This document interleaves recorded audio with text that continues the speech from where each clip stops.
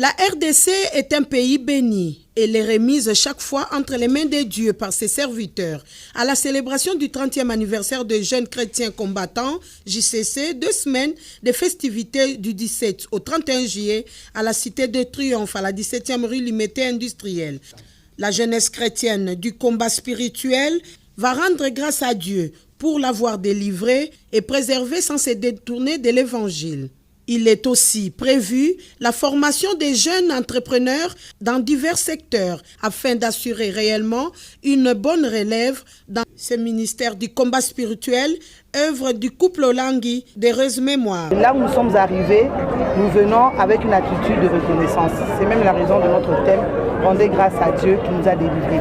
Durant 30 ans d'existence de la JCC, le Dieu de Maman Olangui au travers de la jeunesse chrétienne combattante a eu impacté la vie des jeunes. Le bilan restera positif, toujours positif, étant donné que c'est le grand maître, le roi des rois Jésus, c'est lui-même le conducteur.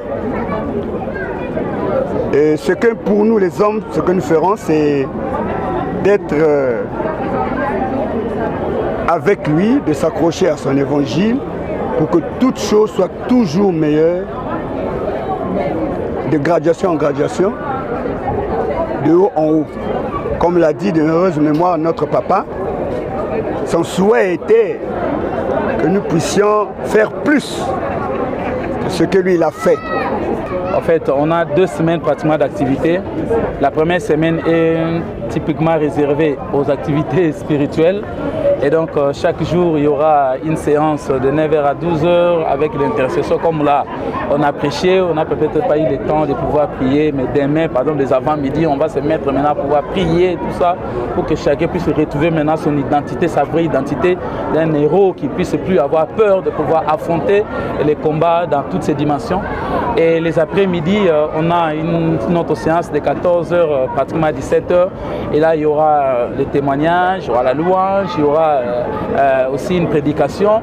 Et puis une pause. Et puis les 18h pratiquement jusqu'à 21h, un autre service. Donc c'est toute une semaine comme ça jusqu'au samedi d'activité totalement, purement spirituelle.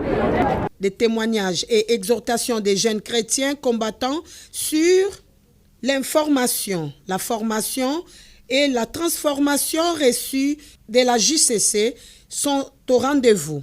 Des visites dans les orphelinats, des louanges et adorations seront faites par les jeunes venus de 160 sièges de plus de 56 pays du monde.